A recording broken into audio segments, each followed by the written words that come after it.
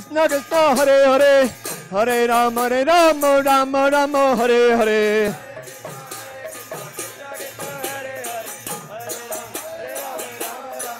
Hare Krishna Krishna Krishna Hare Hare Hare Rama Ram Hare Hare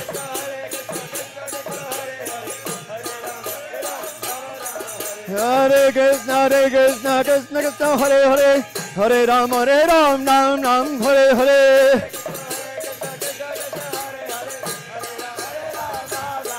Hare Krishna Krishna Krishna Hare Hare Hare Rama Rama Hare Hare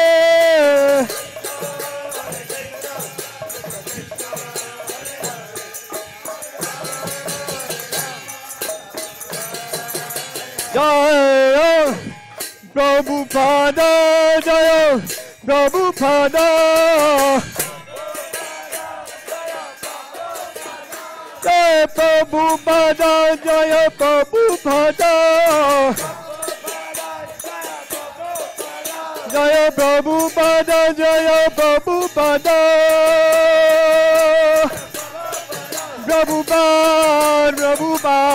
Prabhupada Jai Prabhupada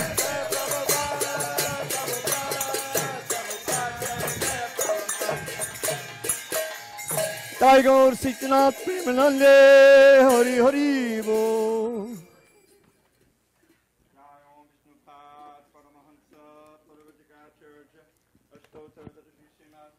Divine Grace, Srila A.C. Badrinarayan Swami Prabhupada ki jai. ISKCON BBT founder.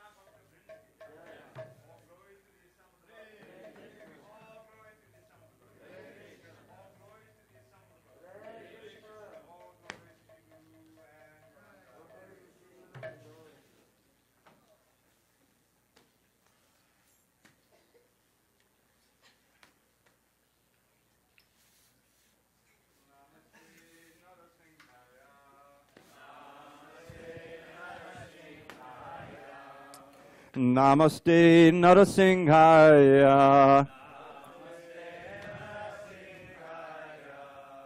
Prahlad Haladayane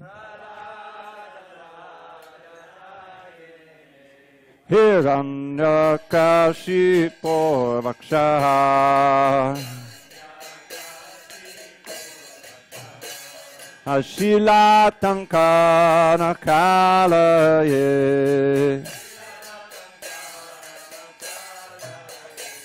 Ito Nrsimha Parato Nrsimho Yato Yamitato Nrsimha Mahir Nrsimho Hridayir Nrsimho Nrsimha Ramding Sharanang Prapadye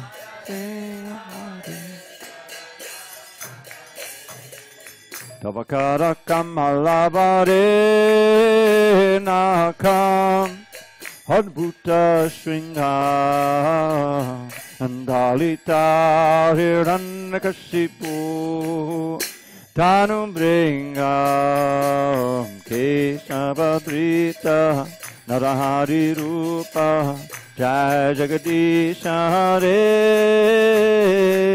Jai Jagadisha Hare Jai Jagadisha Hare Makara Kamalava.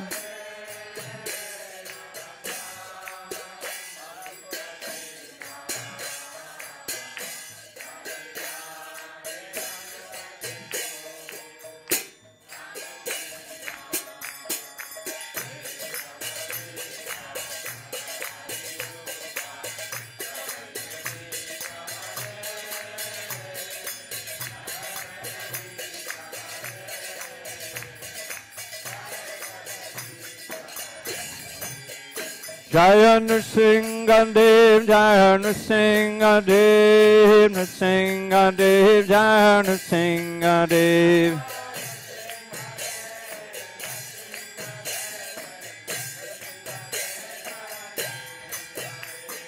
Nrsinga Bhagavan ki jai, Prahlad Maharaj ki jai, Gaur Premanandi, Hari Bol.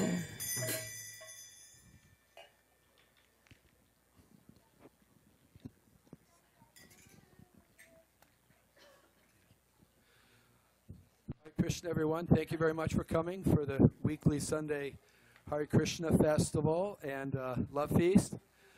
Tonight we have a very own Badrinarayan Swami will be giving class. We kindly ask you to turn toward the asan here. Now, we're very glad to see that Badrinarayan Swami has been going through some surgery and recovery with his foot. And now we see him walking, so we're very, very happy by Krishna's grace that carefully walking and recovering very nicely. So Badrinarayan Swami has been here since like 1977, 78 and caring for Shri Radha Giridhari in the temple community here, and he's an international GBC and a wonderful preacher of Krishna consciousness. So welcome Badrinarayan Swami. Hare Krishna.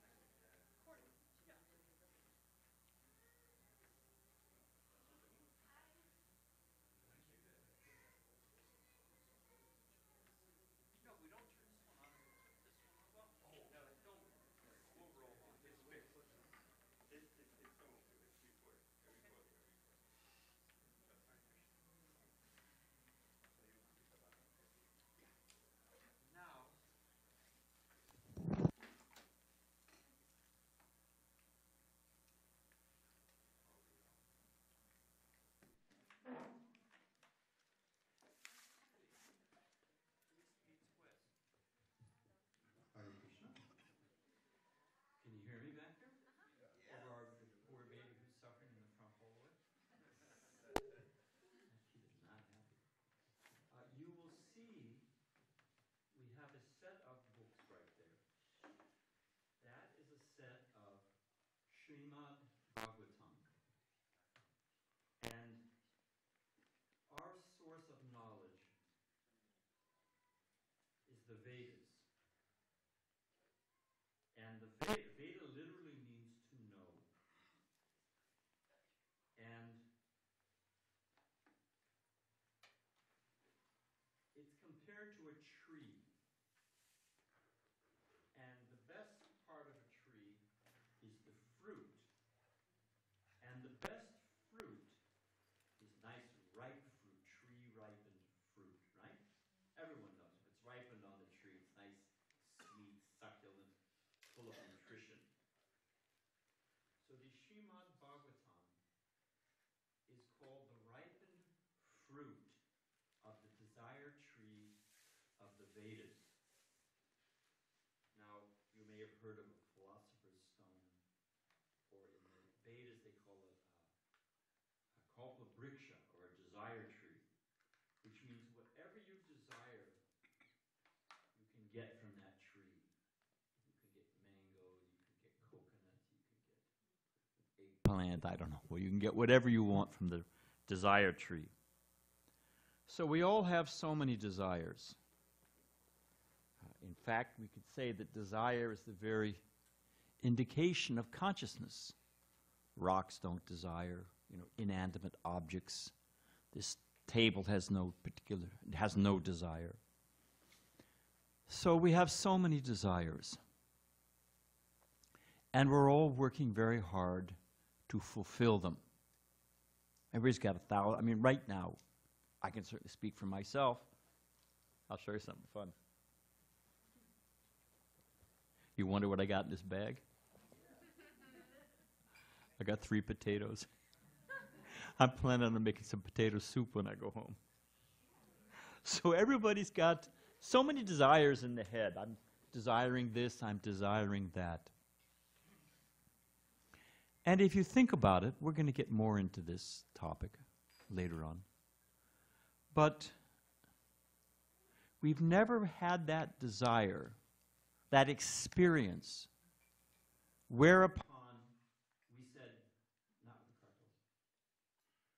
we said, we're fully satisfied. No more desire. That's it. I'm fully satisfied for the rest of my life. If we think for a moment what a peaceful state that would be, because we're always agitated, is always, in Italy they call that rock in your shoe. You have a little rock in your shoe, you're trying to walk, and it's always, there's a little something there. So we have so many little desires, big desires, so many things. But the Vedas, and of that Vedic tree of knowledge, which covers all different types of desires, the ripened fruit, the perfection is the full realization of the self in relationship to the Supreme. The full realization of the self in relation to the Supreme. That is that state of consciousness whereupon all desires are satisfied. So we are going to, I wanted to tell a little story to give you a flavor of what's in the Bhagavatam. Bhagavatam is called a spiritual encyclopedia. We see these movie advertisements or whatever it is, romance, adventure, drama. Every story needs a good hero. What else is every story, or heroine? And every story needs what else as the counterpoint? Villain. Oh, you got to have a good villain, isn't it? Then the story really gets going, And you will find in the Bhagavatam, Shakespeare drops his pen and folds his hands in appreciation for the Srimad Bhagavatam. So there is a message here. There's a theme to this talk. Hopefully I can get to it. But that theme is, we are spending all of our life trying to change our conditions. We're thinking, I'm certainly speaking for myself, don't worry, I'm not picking on you. We're thinking that if we just get the right conditions, if I can get them, if I can sustain them, and if I don't lose them. How to push everything together, how to maintain that platform, and oh, perish the thought, how to not lose it. So we are spending, it's too hot, it's too cold, it's too... people, they move out to California because it's nice weather, but then the rent's too high. I was talking to a guy, he moved out to California because the weather is so nice, he could do all kinds of things outside, outdoors, right? He was from, I don't want to offend anybody, but Buffalo, New York? Anybody from Buffalo? Okay, good. This is where they send the Eskimos for training. It's just, Buffalo's not, I don't know. I'm sure there's nice people and nice things in Buffalo, but the old joke is it's a good place to be from. So, he moved out to California, SanDiego, all the outdoor sports.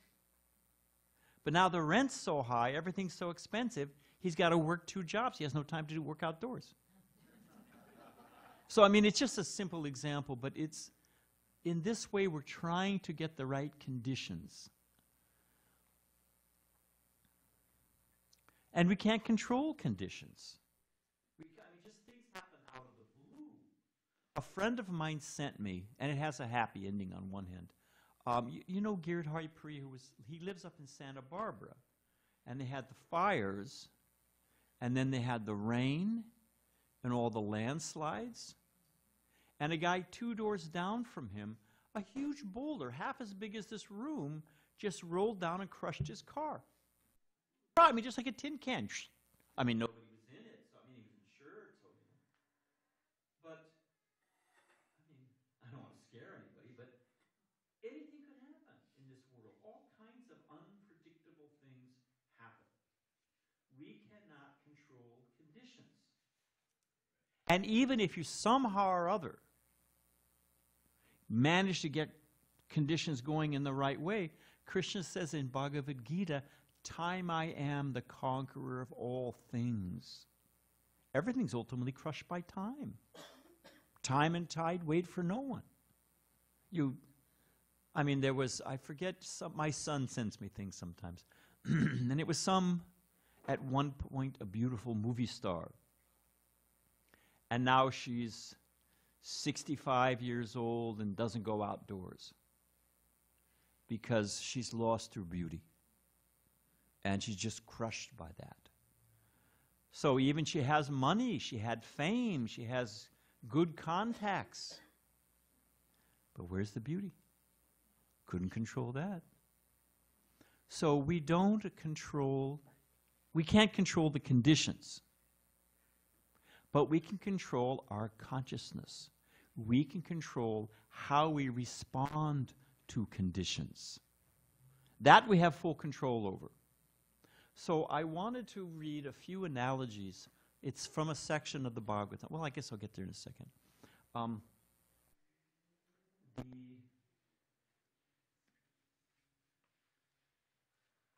Bhagavatam, Srimad Bhagavatam, this encyclopedia of spiritual knowledge, it starts from the point of a king. His name is Prithiv. And he was the emperor of the whole world. It's over 5,000 years ago. And beautiful wife, peaceful kingdom, opulence beyond compare. He was full of vim and vigor. And somehow or other, we don't have time. The Bhagavatam, one story leads into another, which leads to another, which leads to another. But he was cursed, all of a sudden, cursed to die within 7 days. Now, on one hand, you think 7 days, but does anyone here get notice that we're guaranteed even 7 days? Huh? Anybody got a certificate from the Lord of Death, from Yamaraj, guaranteeing 7 days? Not to scare anybody, but I mean, may you all have long lives and go forth and prosper and remember Krishna. But this king, at the apex of all enjoyment, was cursed to die within 7 days. And as my guru says, my teacher, Srila Prabhupada, that we don't even have a guarantee of 7 days, and all of us, sooner or later, one man said, oh, sooner or later, I was sitting in the room, he was saying to Srila Prabhupada, he said, sooner or later, I'll take up spiritual life. Sooner or later, I'll take up spiritual life. My spiritual master said, better sooner. Do you know you have a later? Think about it. We're always thinking sooner or later, but better sooner. Do we know we have a later? So, and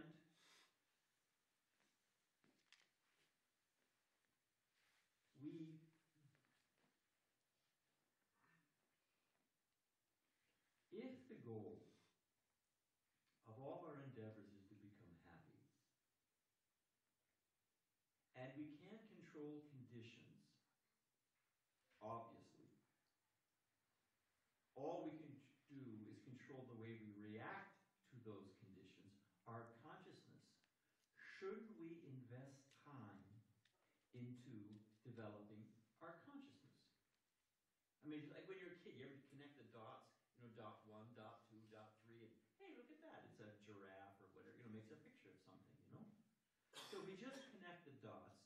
I mean, let's start with the most basic human condition. Not the human condition, even a little ant is crawling along here. I put my finger here, the ant will move, right, to avoid my finger. It's got its mission. Wants to get its little piece of sweet or whatever. It's got its purpose. I'm blocking it. It'll try to figure a way to go around it. So we all, how we define it is another thing. But we all want to become happy. I mean, we have any closet masochists? Anybody want to have an Oprah moment and share that with the rest of us? I mean, everybody wants to become happy. So the question becomes, if I want to become happy, conditions I cannot control, conscience, reaction to conditions, that I can control, let me figure out how to develop an elevated state of consciousness. Because that will serve me in all purposes. What did they have a master key? When I was a kid, I used to be able to buy a master key. And it would open most locks. Huh? Used to sell them in the back of comic books. $1.25, which was a big investment when you were 8 years old. But, it could open all, if I had a master lock, if it could open all locks, what if there was a process whereby I could be happy in any condition? And if a priori I cannot affect conditions, I can only affect my consciousness. Therefore, how to develop my consciousness is the most important thing. Because we work hard. People work people. We used to, many, many years ago, I was a devotee stationed at our temple in Detroit. And we used to get up, we still do, 3 o'clock, 4 o'clock in the morning. And devotees, we work hard for Krishna. It's a sweet life, but we work hard for Krishna. And we used to take the bus home from downtown Detroit, and we used to go down Jefferson, that was the main street, to where our temple was. And on the way was the Hamtramck stamping factory, Ford Motors. It's a factory's another name for hell. And it was a funny thing, because you'd see these big, a lot of them were Polish, these big guys. And they'd been slaved, they'd be all black. They worked at the Europe tire factory. They'd be all covered with soot and this and that. And they would fall asleep, they'd be completely exhausted. And the devotees had been working hard for Krishna. We'd also fall asleep. And you'd see a little skinny little, Hare Krishna devotees snuggled up to one of these big Polish factory workers, and they'd both be sound asleep on the bus. So people work hard to become happy. I mean, it's not an easy thing. Generally, I mean, there may be some few people that inherit, but for most people, it's hard. This world is hard work. So, do you know, this is an interesting factoid, that most dogs don't look up above 45 degrees?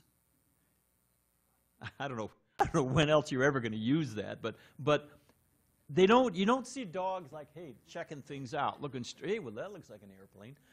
Generally speaking, they only crane their necks within a certain range. They don't even see what's happening beyond that. Most people eat, sleep, mate, defend. They just see that. How to eat nicely, how to sleep nicely, how to mate, how to defend, how to, maintain whatever I've got. And that's it. And what if there's more?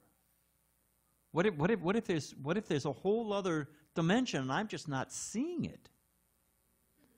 So Srimad Bhagavatam begins with Parikshit Maharaj, this young, handsome, powerful, cultured, cursed to die within 7 days.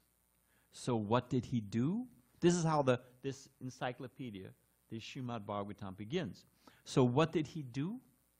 Did he determine, well, I'm going to try to squeeze in as much as I can for the remaining 7 days? No, he thought, actually, this is a blessing.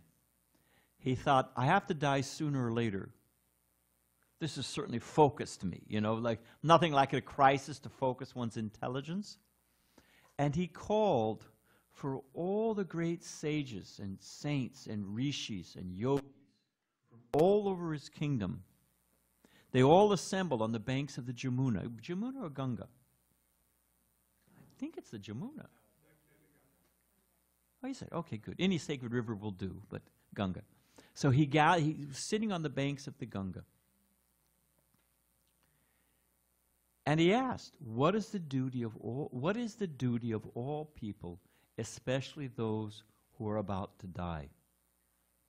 And that's where the Bhagavatam begins. It's a series of questions and answers, and one sage gives one answer, and another great yogi or mystic will say, and that reminds me of this story and this. So I wanted to read just from a, let's see if I got my glasses here. One of the ironies of life is that you need your glasses to find your glasses. We do not control conditions. So this is one of those stories from the Bhagavatam. Well, let me give you I'll give you an example first. That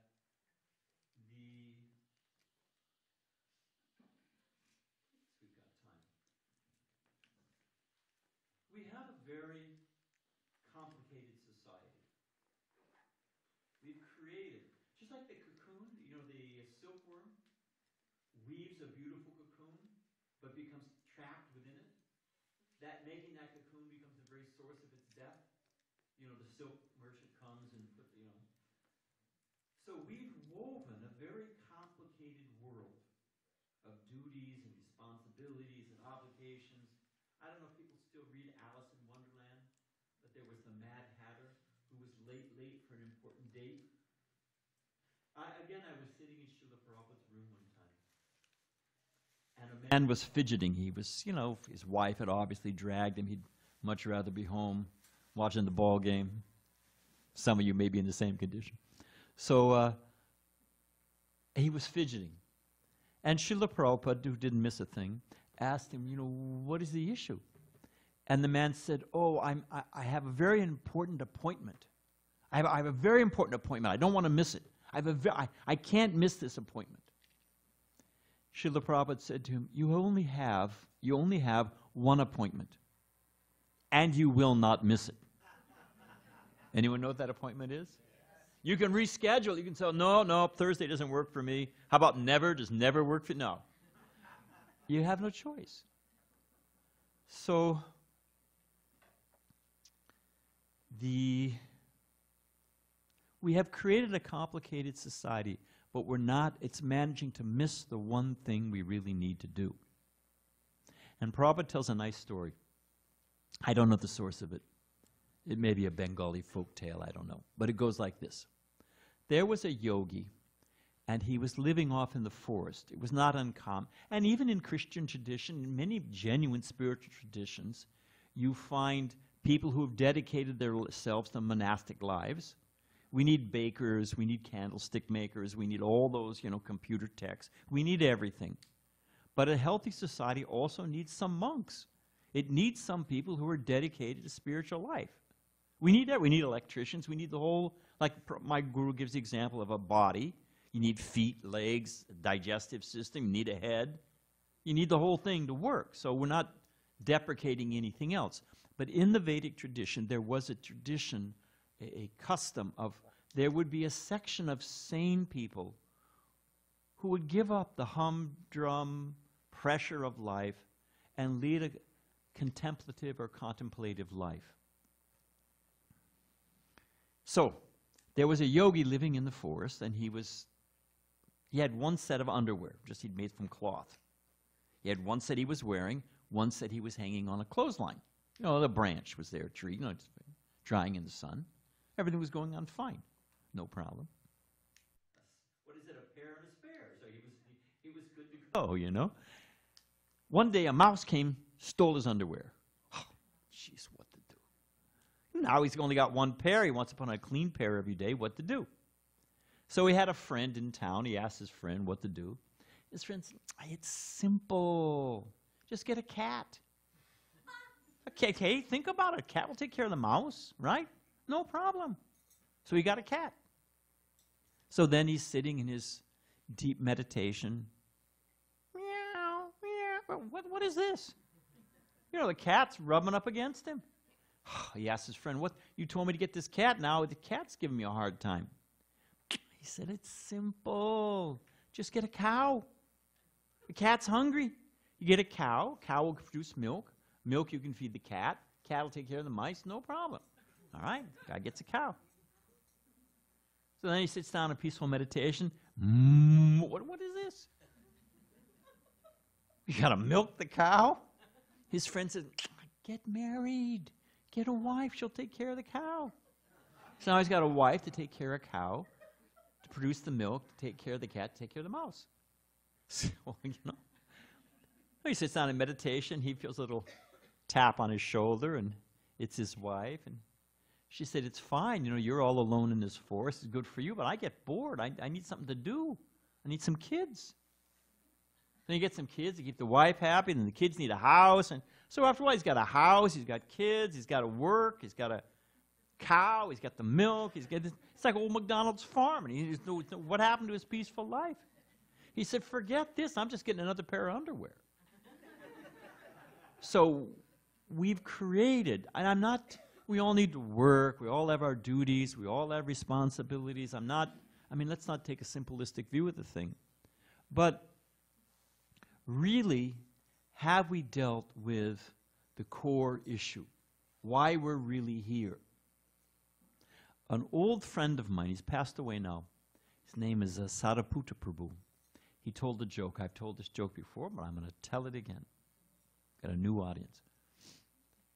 A man comes home one day, nighttime, and he sees that his neighbor, you know, typical picture.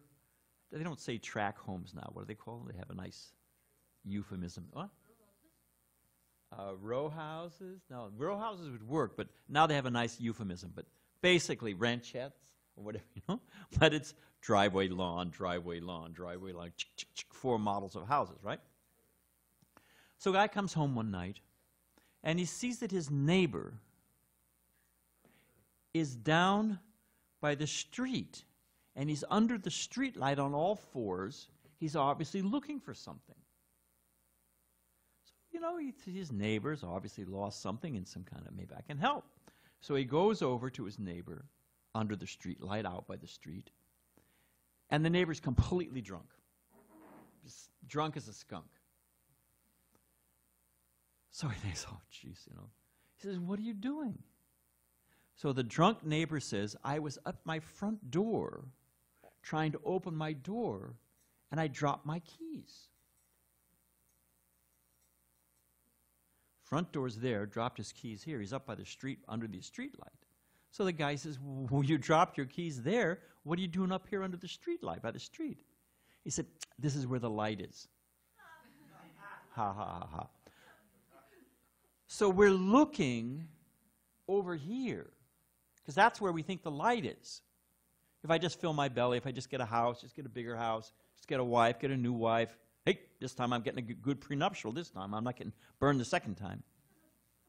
So, but is that really where the issue is? That's not really where the issue is. We want to look where the issue is.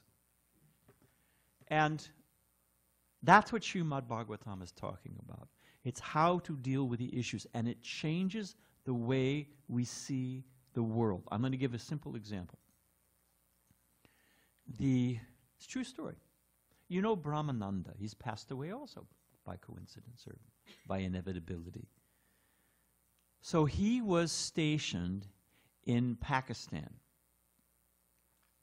And this was 1971. Is that when the Bangladesh War broke out? 70 or 71? You know, there was West Pakistan, East Pakistan. It was one gerrymandering by the British, but it was one nation. And I don't know, I'm not I don't know the details of everything. But the East Pakistanis broke off. There was a revolution. They were very much exploited by the West Pakistanis, so they broke off. And they were simultaneously a slaughter of Hindus. Now, we're not taking sides here. I'm going to get, and it has a happy ending. Don't worry. At least this part of the story. So, it's very dangerous if you were Hindu. Now, we're Vaishnavas. That means devotees of the Lord. So, 2 + 2 is 4 in any culture. There's not Hindu math or Muslim math or Jewish math. There's axiomatic truths. It's called Sanatana Dharma. And anyone who's honestly practicing the principles of Sanatana Dharma, my guru used to say, we don't care what your tradition is. Are you developing love of God? You know, you can bow down and point in this direction, throw salt over your shoulder and do this and that, you know. I can't even remember the verse from the Bible, but you can be full of thunder. But if your heart doesn't change and you don't actually develop love of God, and the symptom of that is you develop love for every living entity. It's not a cheap or easy thing, you know. So, but there's proof. So anyone who's practicing that we accept. So that's a preface to the thing. Anyway, they were slaughtering Hindus. I was there, and I wasn't there at the time, but I was there in Dhaka. And on the campus there, university, it's the main university, national university in Dhaka, they machine gunned over 3,000 students on the campus. It's wild. So Brahmananda and another, he was a sannyasi like this, and he was there with an assistant, Pushta Krishna. And they were given the message, when this thing, it just came up all of a sudden, broke out, Prabhupada, you know, my Guru Maharaj, my teacher, sent them a message, get out. He said, don't, because, you know, devotees are brave and they're fearless, and, you know. One devotee said, if devotees just depend on Krishna, why do we need seatbelts? Prabhupada said, devotees are fearless, but they're not fools. You know, come on, God gave you a brain, use it, you know. So Prabhupada said, get out, it's too dangerous, get out. So they were fleeing. Now, right near the Bangladesh border, on the other side is West Bengal, and that's where our Mayapur, we have a big temple, and anyone knows it's a beautiful place. So they were on the bus going to Mayapur to get across and come into Mayapur, into India. And the Pakistani soldiers were stopping all the buses. And if you were dressed like a Hindu, you know, no beard, you know, I mean, there's certain, cultural ways, you know, if you're dressed in a sari, if they're, you know, different things, they'd take you off the bus and they were machine gunning you. It's history. You can Google it. 1971, Bangladesh War. So, Brahmananda and Pushta Krishna are on this bus. My point being, if we understand, this is an example of a most harrowing situation and a change in consciousness completely taking the thorn out of the thing. Like a serpent, when it bites, it has poison, but if you take out the fangs, there's no danger. So the change in consciousness, just understanding that I'm not this body. We'll get back to the Bangladesh story in a moment. But just understanding that I'm not this body. That I'm the soul within. I'm eternal. I'm not black. I'm not white. I'm not finished at the time of death. I'm eternal. How that can free you from the greatest fear. Okay, so they're on the bus. Everybody's trying to, you know, grow fast, you know, trying to grow beard and inshallah. They're trying to do whatever they can to blend in. And the soldiers are stopping every bus when it comes to the border and taking off all the Hindus machine gunning. And they saw, you know, like when you're a kid, how many of these are wrong in this picture? Saffron cloth, shaved head, sika, this tilak, you know, kunti mala, obviously coming in the Vaishnava tradition. Took them right off the bus, stood them up by the side of the road, set up the machine gun tripod, pointed right at them, and Brahmananda turned to his young assistant and said, put your hand in your bead bag. Does anyone have their japa bag with them? Do we have Exhibit A? Yeah. You see these beads? We chant on these beads, and you'll find, again, in any genuine spiritual tradition, Islam, Judaic, Buddhist, rosary for the Catholics, this process of meditating quietly chanting the names of God is a meditative process. It's universal. It's across them all. Why? Because it works. Thank you. So Brahmananda said to Pushta Krishna Prabhu, he said, put your hand in your bead bag. We're going back to Krishna. What can they do? You can't run, you can't hide. What are you going to do? You know, cry for your mother? That's not really going to solve the problem.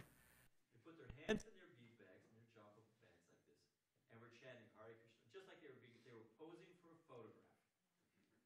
And because they were fearless, because of their obviously transcendental demeanor, to the credit of the Muslim soldiers, they said, get back on the bus. They said, we can understand that you're saintly.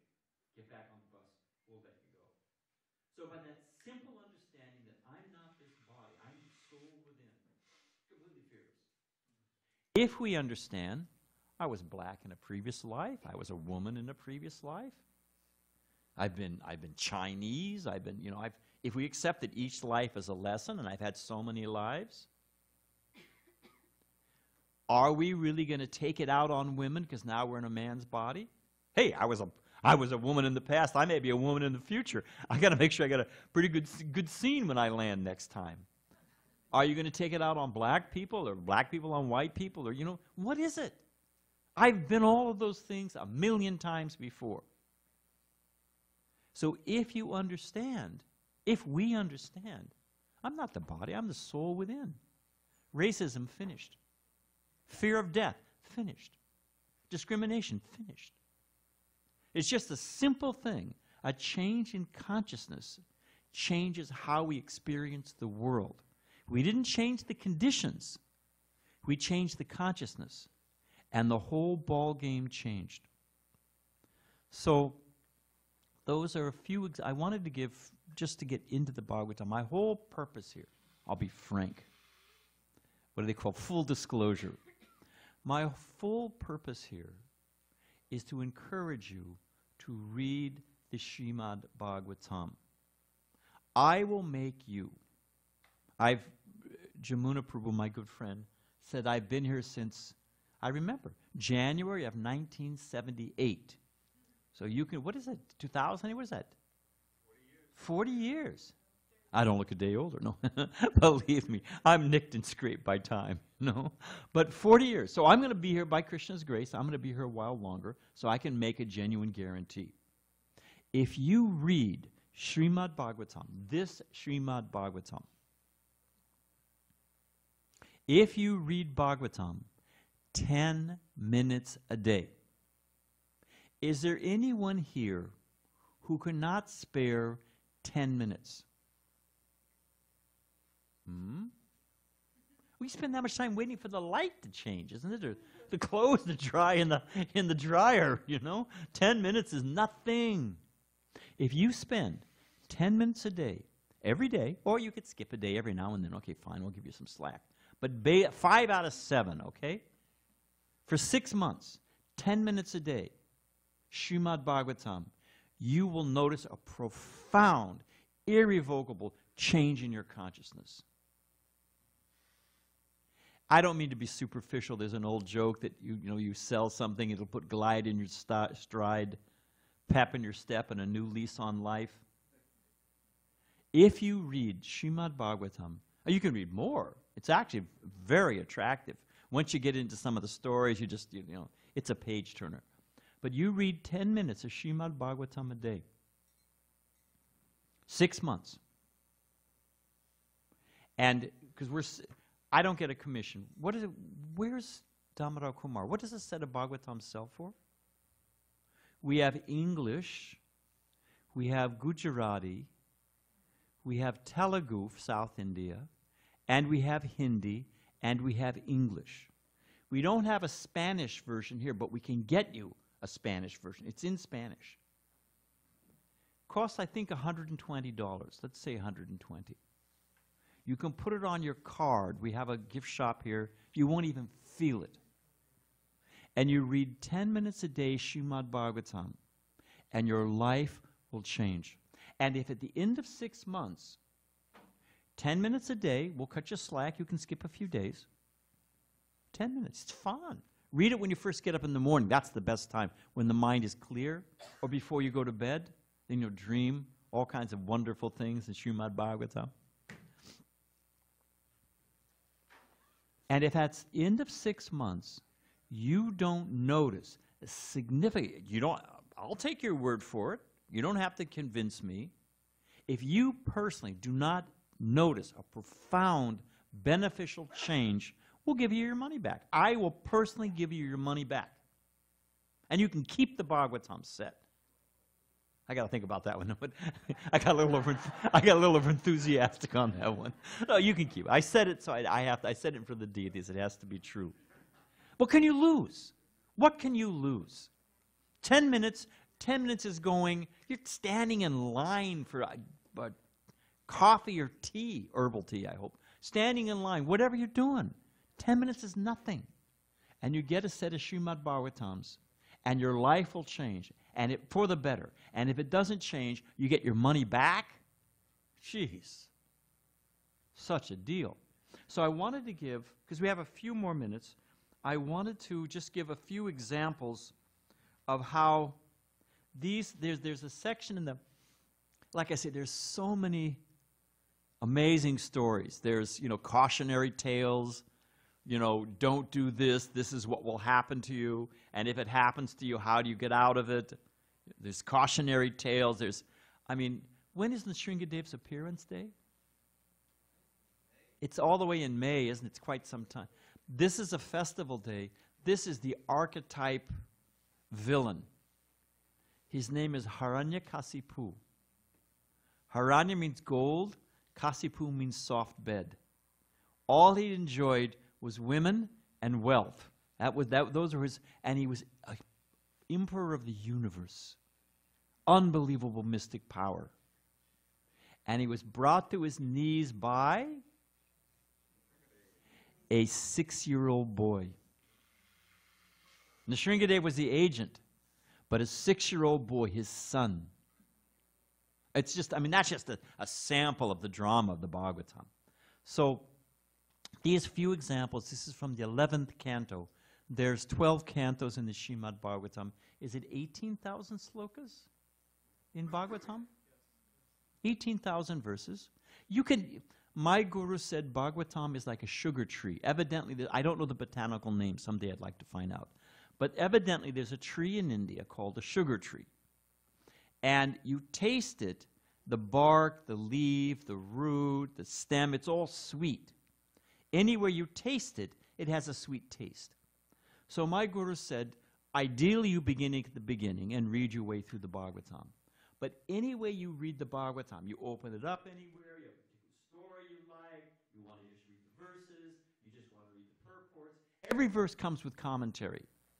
Profound commentary by a realized soul, by Srila Prabhupada, my Guru Maharaj. Every verse, almost every verse, has an explanation. And we've got text support. You got a question? Come ask us. That's why we're here. We love it. That's why we're here. Free text support. You could wake up. Where's Balaram? Where's Balaram? You could wake up Balaram 2 o'clock in the morning. You could 1 o'clock. And say, Balaram, I got a question about Bhagavatam. He'll be happy to answer. He's ready to go. 24 hour, I'll give you his phone number. 24-hour text support. So, in the 11th canto of the Srimad Bhagavatam, there was a very proud king. With somewhat pride goes before fall. And if someone's proud, it's very hard to instruct them. It's one of the purposes of difficulties in this life is to bring us to the point. Bhagavad Gita, that's another story, but Bhagavad Gita, it just gives all the different qualities of knowledge. The first qualification, the entrance, the doorway for knowledge, and by knowledge I mean wisdom, is humility. If you're not humble, you cannot actually get real knowledge. You have no entrance. You've got too many things blocking your path. So this king, he was a pious king. He was a good king. But he was proud, and he had, he had a reason to be proud. I know me, I'm proud about 1,000 things with no good reason. But he was proud with some reasons. So there was a great saint named Narada, and Narada Muni wanted to help him. But he couldn't come in the front door, of the guy's intellect, because the guy was too proud. So he began to tell him stories. And each story has a lesson. It's called Enlightenment from the Natural Path. And it's 24 gurus. I'll give you an example. Here's an example of a guru. The material nature, this world that we experience, being a dictionary for the spiritual. Now, we say that the cause of all causes, the Supreme Personality of Godhead, God, is present everywhere, and yet has his own place. There actually is a spiritual dimension, a kingdom of God. That's our real home. So it appears contradictory that God is present everywhere, and yet he has a form, a transcendental, spiritual, sublime form, eternal, full of knowledge, full of happiness, and he has a location. There's actually a kingdom of God, and I can go there. How is that possible? Everywhere and localized? Form and formless? Come on, what's with the word jugglery? What is something we experience every single day, practically speaking, almost every day, that confirms that the principle of this? Who said sun? Hey, you're smiling. Well, no, don't worry. There's no wrong answer. There actually is a wrong answer, but you thank you. Why do you say the sun? She said the sun. Why? Because the sun is present everything is big and you can see how God It's present everywhere. And it also has a place in the sky. You can say the sun has risen. Of course, we know that's our perception. The sun is always shining, just like God is always present. But it's something you see every day. Every day we see the sun. And yet there is something that's all pervasive and yet localized. And if the Creator, what is it? I don't want to make anybody's head split. It's simple algebra. Isn't it a subset? Anything, if you have a master set and then you have a subset, anything in the subset has to have originally been in the original set, right?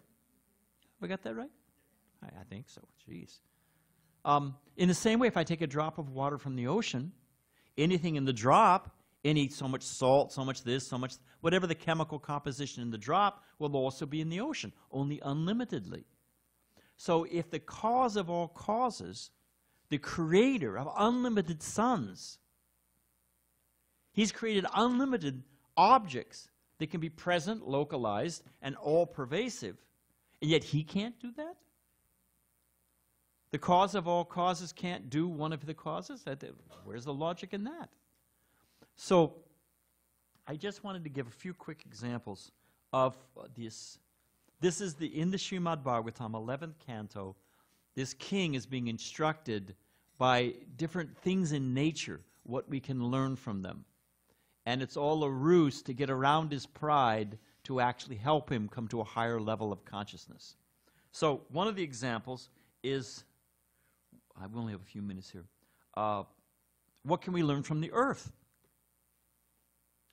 Now, what it says, what we can learn from the earth is tolerant. It's bearing so many mountains, so many oceans, so many millions of people, and it stays on its orbit. It's fixed in spite of carrying that great weight. What can we learn from a mountain? The mountain is being pounded. Isn't it on the, well, I guess here it would be the western side of the mountain. You know, when it comes in off the ocean and the clouds stick on the mountain. The other side's the desert because they beat on the mountain. All the water comes out on this side. Yeah, I got that right. So, and have you ever been in a real storm in the mountains? Pounding on it, Mountain doesn't move an inch. The example is that a person of character, there will be difficulties in life. It's just the nature of the place. My mother used to take us to the beach. I had a good mother and a good father, and I can never repay them. So my mother used to, we were kids, my brother and my sister and I, and they'd take us my mom would take us to the beach and we'd go picnicking. And yet my mother, I was like 6 years old, and she'd say, there's sand and everything. You got kids, they're kicking everything. And And I remember thinking, you're at the beach. How will there not be sand? I mean, sorry, Mom, you don't want sand, go somewhere else. It's the nature of this world. There will be difficulties in this world. How to deal with it? Storms come, and what the storms do? They go away. It comes and it goes. So if we remain fixed to our principles, fixed to our duty, storm will come, storm will go. We can learn from the mountain. What can we learn from a tree? Tolerance. What's an example?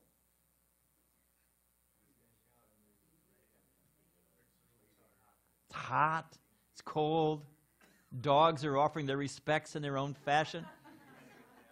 You can say, hey, come on, what is this? Give me a break, They're chopped down. Even though they're being exploited and tolerating very difficult conditions, they're giving fruits, they're giving flowers, they're giving, even in the most difficult condition. And I was reading this section the other day, and my Guru Maharaj, Srila Prabhupada, says that, and they don't discriminate who they give their fruit to. You have a big orange tree. We have a big orange, nice tree out here, orange tree. And it doesn't say, okay, devotees, you can have some fruit, but no kids. Hey, don't mess with me, No, it just gives. It doesn't discriminate. So that's what we can learn from a tree. From the air. What can we learn from the air? Like from a breeze blowing. Bhagavatam says, it mixes, but it doesn't become entangled. Just like the wind can blow through here and blow out, But it doesn't become attached, fixed, stagnant. So we're just passing through life. We have our duties, we have our responsibilities, we have love, we have affection, we have all kinds of things going on. But if one can learn from the breeze sometimes the breeze will blow over a garbage you dump. It smells very nasty. That same breeze then blows through a rose garden. It'll smell very sweet. So circumstances are going to change. Fragrance is going to change. We mix. We do our duty whenever we're in a particular place. But we accept, I'm coming and going. It has no permanence. What can we learn? Let's see how many more of these we've got. I guess I'll just say two more. What can we learn from the bee, from the honey bee? You heard the saying, busy like a bee, make a beeline. You never see a bee just hanging out. He never stops for I'm getting a cold one, whatever it is. Well, we don't drink, but, you never get a bee the bee is focused, isn't it, generally speaking? Worker bee. And what is their business? Making honey, isn't it? Who enjoys that honey? If you have a commercial bee, what happens? Who enjoys the honey? You do. A lot of it. Yeah, good for you. So the point is, the bee doesn't enjoy. The guy comes along with the beekeeper, but smokes them all out, stuns the bee, and he takes the honey out. You know how they pull out those files or whatever you call it? They pull out the drawers. So the bee's working hard, but he doesn't get to enjoy. So we're working hard. I'm building up, my investments, my bigger house, bigger car, this, that, so many things. And all of a sudden death comes, get out. What about Thursday? No. Get out now. So we worked hard to make the honey, and it goes to the dimwit relatives. Oh, look at that. You're dead and gone. And if you don't have a will, it goes to the state. What was the use of all that work? And you can't take it with you. So that's what we can learn from the honeybee. Another thing we can learn, this is the last one. There's a whole string of these. And each one has all kinds of nuance. I'm just giving you just a quick executive summary. Each one of these is expanded on in a beautiful commentaries by my spiritual master. So what can we learn from the ocean? I'll help you out on when you're putting me in the spot. That on the top of what do you see on the top of the ocean? turbulence and this and that, right? What if you go down deep? What is it? It's very calm. It's very steady. So we can learn from the ocean that there are going to be things that agitate our brain. I mean, just, I don't know, you are all great yogis and sages who've managed to maintain. But, things come along that distract the mind, But if we can meditate on the ocean, so there's some disturbance. What does it really matter? Let my consciousness be deep. Let me go down deep. Let my mind be. You want peace. Again, it's not the conditions. It's the state of mind. What's another thing we can learn from the ocean? This is fun. If you ever have, I'm sure you got other things to do. Read the Bhagavatam, for example. But if you have time, go on Google, go images, and get some pictures, even of the Congo River, or the Amazon. I think is the best. But the Amazon, or the Nile, or the Ganga. What have I forgotten? What's a Mississippi? These rivers are pouring billions, with a B, billions and billions of gallons of water into the ocean at every moment. And have you ever seen the Ganga where it comes out into the Bay of Bengal? I mean, it's just inconceivable how much water. And the Nile, or the Amazon, or the Mississippi, or I don't know what, so many big rivers. So the ocean is being filled with billions and billions of gallons of water at every second. Does the tide basin move an inch? Think about it. All of that is entering into the ocean, and the ocean remains steady. So in the same way, difficulties are going to come, hard times are going to come. It's the nature of this world, like sand at the beach. But if we can just meditate on the ocean, it will come, it will go, let me remain steady. So these are just a few examples, we're going to end here, of the Srimad Bhagavatam. Just understanding we're not the body, we're the soul within. All the benefits come from that. If we understand, I've had many, many lives. I have been President of the United States. I have been, the richest man in the world. I've been a movie star. I've also been a beggar with no arms and legs playing harmonic in Calcutta. I've already done all that. Why am I chasing after what I've already had? Billions of lifetimes. Why am I envious? I had that in a previous life. Maybe I'm not young and youthful and handsome. I've had it before. Is that what I should chase? Should I, like a dog chasing its tail? Should I keep going after the same thing? I had it. What? Immediately by understanding samsara, the cycle of birth and death, envy's finished. It's gone. It's gone. Fear of death, gone. Racism, gone. Discrimination, gone. So my humble request to you is please read Srimad Bhagavatam. We're selling it today for a discount.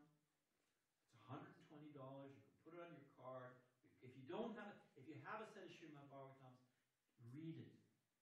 Open it up and read 10 minutes a day. If you don't do it for yourself, do it for your kids. They're all fully illustrated. I don't get a commission. There's no motivation in this. Well, there is a motivation. I know the benefit of the Bhagavatam. It's full of colored. The kids will look at the pictures. Kids love pictures. And the Bhagavatam, it's like, what is that? They're going to ask you, what does that mean when the kid asks you, or your grandchildren, or your daughter or your son says, well, what does this mean? What do you have to do? Read it. You have to read the book so you know the answer. All right, so please think about getting it. Don't think, do. Okay, thank you very much for sitting so patiently. Hare Krishna.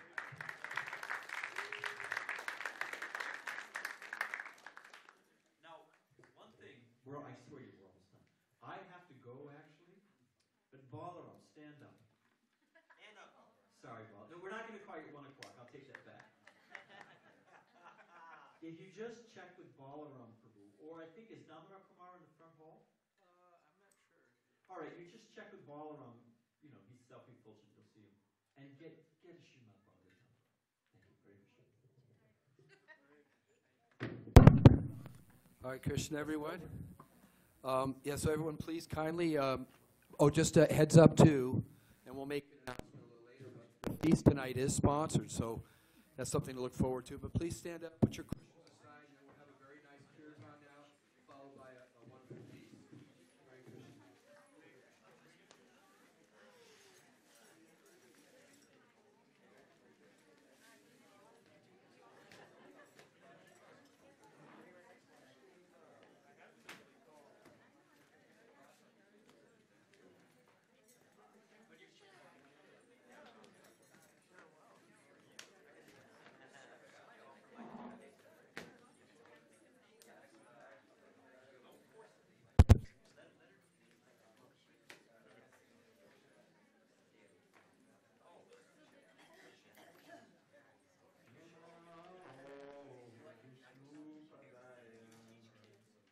Krishna Prestaya Bhutale Srimate Bhakti Vedanta Swami Iti Namine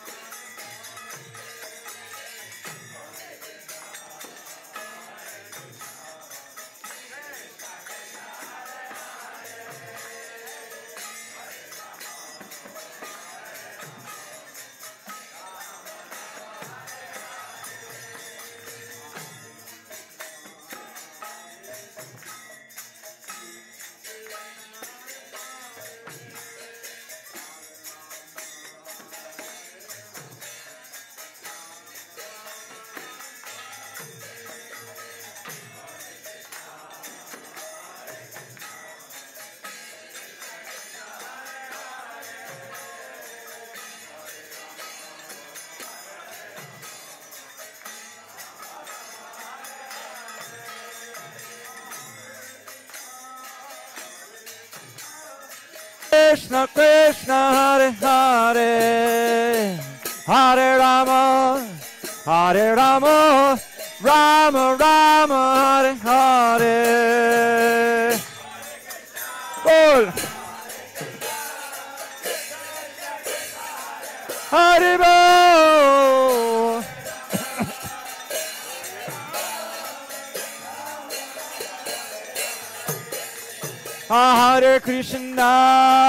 Hare Krishna, Krishna Krishna, Hare Hare, Hare Rama, Rama Rama, Hare Hare. Bol. Hare Bol.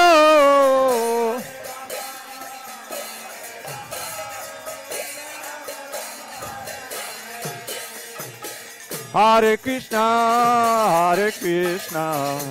Krishna Krishna, Hare Hare, Hare Rama,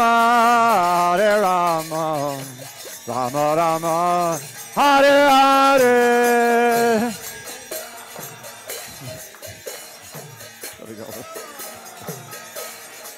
Hare Bol. Rama Rama, Hare. Hare Krishna, Krishna Krishna, Hare Hare, Hare Rama, Rama Rama, Hare Hare, Hare Krishna, oh, Hare Krishna, Krishna, Hare Bol.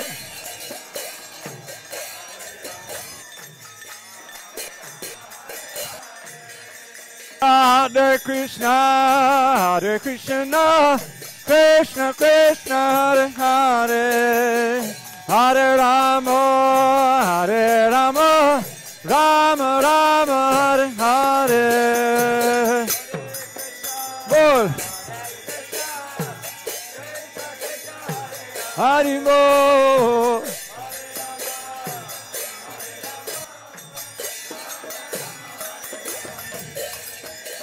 Hare Krishna, Krishna Krishna, Hare Hare, Hare Ram, Ram Ram, Hare Hare.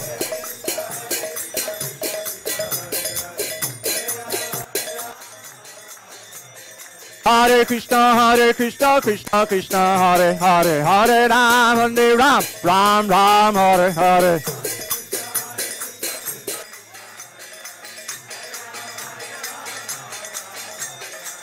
Hare Krishna, Krishna, Hare Hare, Hare Ram, Ram Ram, Hare Hare.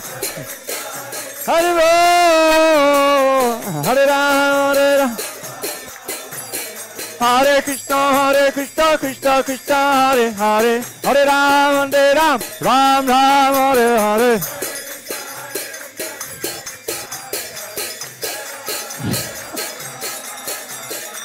Hare Krishna, Krishna, Hare Hare, Hare Ram, Ram Ram, Hare Hare.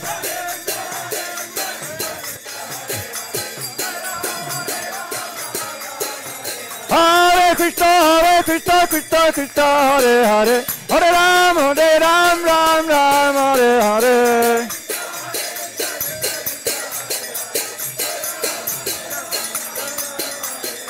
Hare Krishna, Krishna Krishna, Hare Hare, Hare Rama, Rama Rama, Hare Hare, Hare Krishna. Bol. Hare Bol. Hare Bol.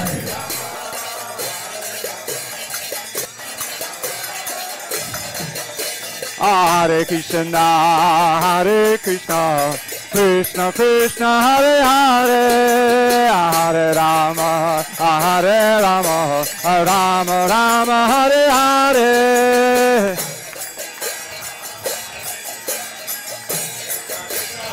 Hare Rama.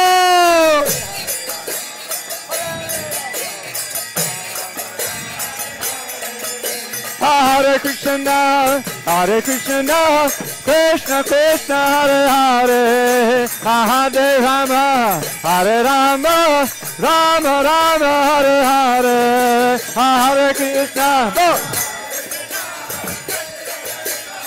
Hare Rama.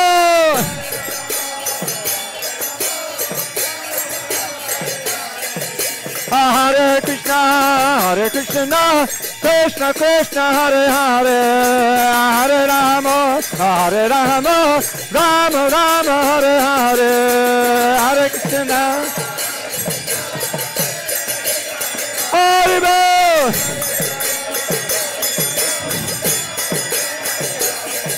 Hare Krishna, Krishna Krishna, Hare Hare, Hare Rama, Rama Rama, Hare Hare, Hare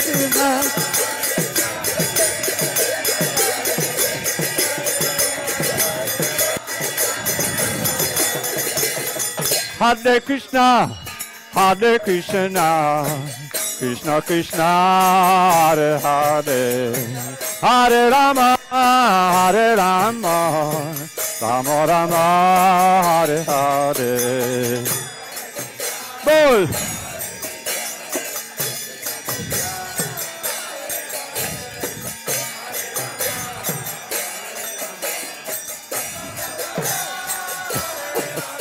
Hare Krishna, Krishna Krishna, Hare Hare, Hare Rama,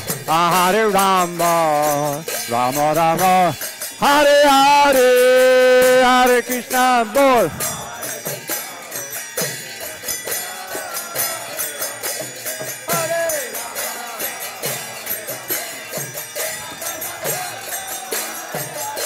Hare Krishna,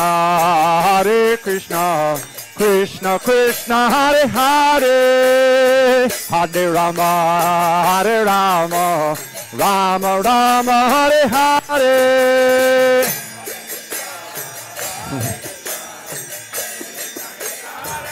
Hare Bol.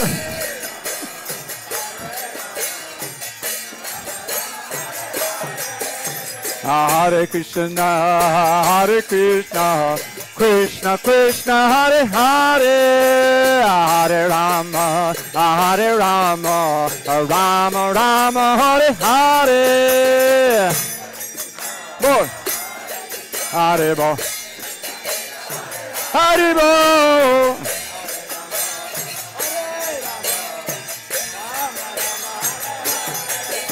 Hare Krishna,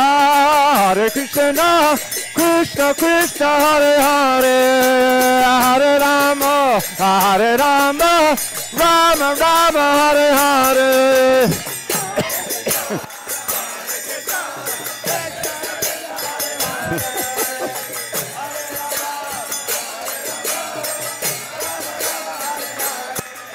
Hare Krishna, Krishna Krishna, Hare Hare, Hare Rama, Rama Rama, Hare Hare.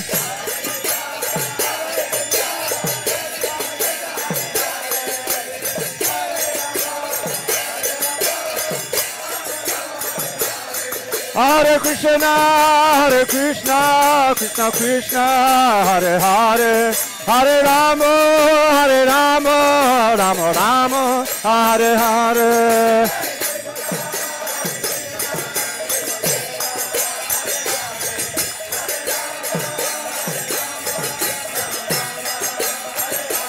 Jai Radha, Giri Radha, Giri Radha.